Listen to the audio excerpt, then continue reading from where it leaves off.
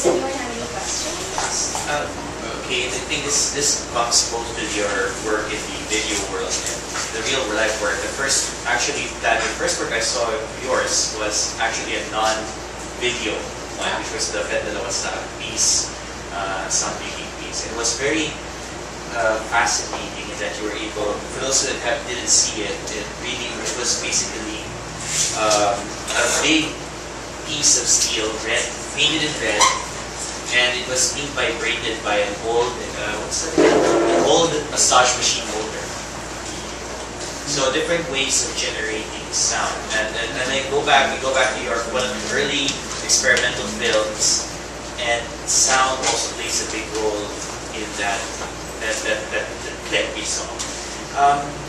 Here in this exhibit, and perhaps elsewhere, your fascination in sound is something I noticed. Can you tell me how you became fascinated with the idea of playing with sound? I don't know. Actually, that's a good point. Like, even in the experimental film set, I was sort of like, in the films that I was independent, I'm sort of like known as having a bit, being a bit more sound literate, say, than most of the others. And, I guess that's true. I mean, one of the guys that I like the most is Walter Murch because of the way he makes, he makes sound happen around you. And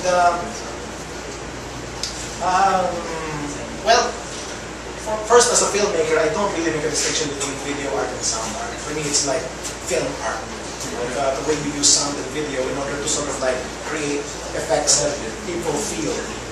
People feel often like through the back door. Like that. So sound actually is like like with this stuff. Often when I was like making this work, even though I edited that door thing, at night I would still feel like like that. Like that. Sometimes, especially when you hear the chimes, you think that it's like chimes of the door being open. Who the fuck, like that. So even when you know for a fact, I mean, you're as knowledgeable of the mechanism as possible because you made it, you're still capable of like being touched from behind or by like this stranger, the sound. That we just don't have. It's just very hard to close the doors that way. And how? Sorry, why I got? I don't know. It was just because I guess I don't know. I like rock music as a kid, like a lot. Everybody does. But I suppose I hung around with like a bunch of musicians. And just the idea of like, just playing with sound just sort of came naturally, I suppose. And I think that hanging around with musicians also there, sort of like, especially rock musicians, because rock is different from like, classical music or folk music, because instead of like writing chords and stuff, a lot of it is based on like sound. Scratching the guitar, using, even from very, very early, it's like using tape delays, distortion like that. It valorizes experimental use of technologies in order to create like sounds that you haven't heard before. So if you use a piece of machinery in the wrong way in rock, it's even admirable. It's even admirable. Yeah, that guy blew this amplifier because he turned it up to the level. Stuff like that. This guy, scratches, plays the guitar entirely with a knife, stuff like that. So that kind of experimentation sort of, I guess, sort of came, that being around that, being familiar with that kind of orientation made it natural for me to play with it. And can I just have one simple question? No, because you said that yung sabi mo yung film na you essentially find it dead because of the beginning, middle, and end. But I think from your first mobile film to now, I'd like to ask your narrative, because that I think is still continuing thread. You're still doing narrative. So can you give me a bit of narrative? Yeah. Well, actually something that I should have shown here was permutation, which was a generative film. A generative film, which was basically a film which basically re-edited itself constantly in the computer. So it's a narrative. Let me just open that up again. But do you think most of your work it still deals with narratives? Well, yeah, let me not get lost in the computer again. It's easy to do that. Or any of your work is still narrative based even? Well, I think that when I can figure out a narrative, then it's something that I'm attracted to. Of, you know, very, very simply, yeah. I'm not exactly sure what we talk about when we say narrative now, because I can say that this piece, this one has it's very narrative. There's like a chain from the beginning, middle, and end. You know, there is a beginning, middle, and end. There's even a stairway, which is about as literal transition as you can get. But yeah, I don't know. I'm not against narrative. I just find it, I guess, I mean, and I don't necessarily not want to watch Apocalypse Now ever again because I've watched it before. And I'm still willing to watch dead films over and over. But when I make stuff myself, I find that I don't want to lock a shot. You know, I don't feel like editing something which will just be played over and over the same way. I want it to sort of like change, to surprise me every time I see it. So although I'm willing to watch films, then I'm not that interested in making them only. I mean, I still do, like, I still make science fiction. I'm still writing science fiction story. But I like the I don't know, I'm not sure what narrative is, but I do like this in this work. There is, you could argue there is a narrative. Like something starts. Oh well, there is a flow.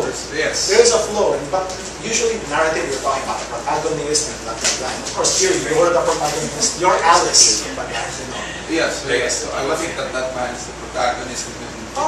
It sets off a chain of events. Well, but this is not a film about that man. When you go there, you're that man. You know, you basically okay. So maybe you enter the narrative, but I don't tell the narrative. Maybe that's a good thing. Yeah, maybe that's an interesting point. Just figured that out now. Yeah, I like making things that you wind up, you know, living a narrative out. Good one. I'm gonna tell that story. The next time we talk.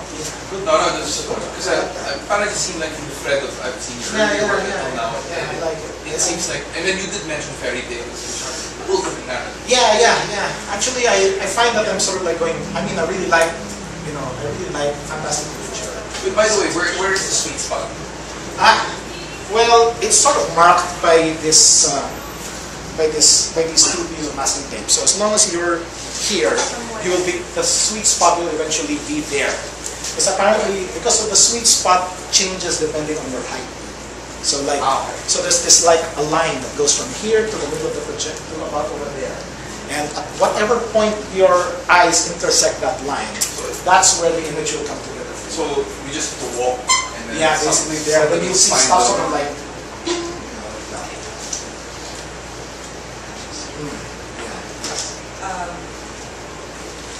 I'm wondering if you sense the irony that you're known as the media artist, but at the same time seem to be really irreverent about technology.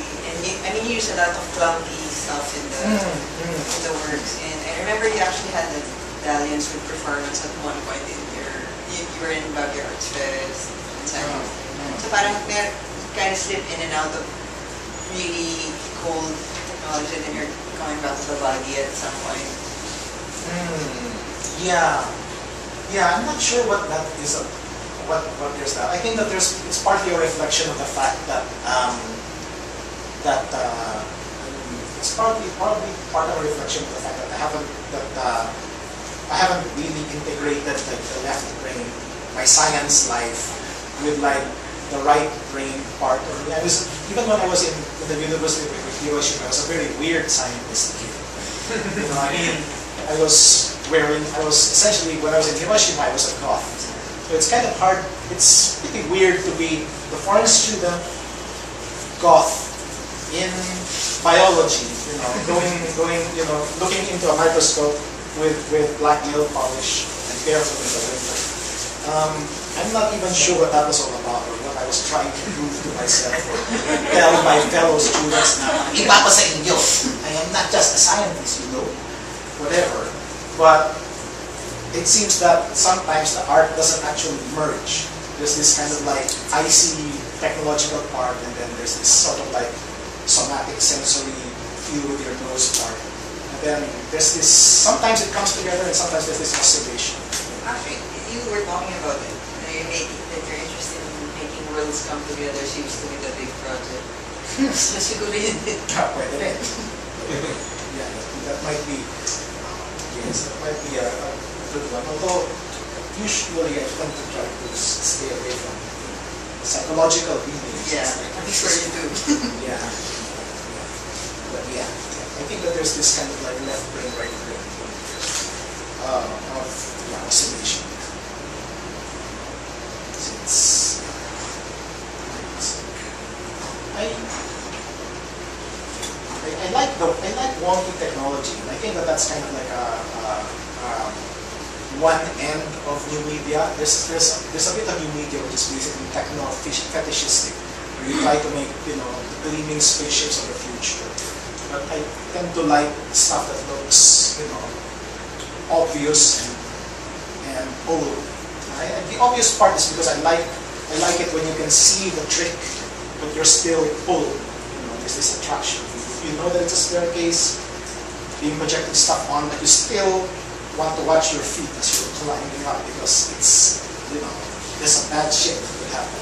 It's something that your body stopped telling you. So I like it when you feel the pull, even when you see the trick. You want to talk more about the idea of the archetype? Like that was something that we were discussing also. Yeah. Well, yeah. I was thinking because here, although I'm referring, I often talk about, I was talking about like Alice in Wonderland in literature. I don't think that I'm referring to literature like here. Archetypes. It's really more like archetypes. I think the clue is given away when you meant there's the clip. You get when you say Carl Gustav Jung, and I wonder where Jung really plays a big role in this. Yes. Well, it's just that this thing that more and more I become conscious that of stuff that you can feel stuff sort of like operating in your head. So it's like when you're all right, hold on, let me just silence this.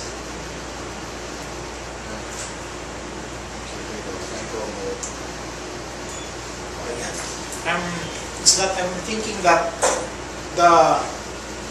when I'm making stuff, I'm not really focused on the medium. I think at the end, I'm kind of like focused on how it makes people feel. So even when I'm doing stuff about like the shift register, doing stuff with computers and machines, there's this feeling that when I have like one eye on like how it feels to walk into a dark space and suddenly, you encounter something. What would it be that makes your hair stand up? So you're sort of like looking at it through the body's eye. And I think with stuff like that, I feel that if you tune the stimuli right, if you tune the right, you can set things ringing inside your head. So that there's things that are repressed, things that are forgotten, things that you always knew or you didn't know you knew or something. But like a tuning fork inside your head, if the vibrations are right, then that tuning fork starts to ring. People can feel that in their bodies. So you can feel, something. It can be something as simple as danger. It could be something like more complex and like even religious, as like a place that doesn't exist, but you feel attracted to something like that. I think you can, So that's why I'm willing to use simple or simple or even hackneyed sounds like wind or birds or knocking, because ultimately it's not like finding a new sound. It's like setting something living inside your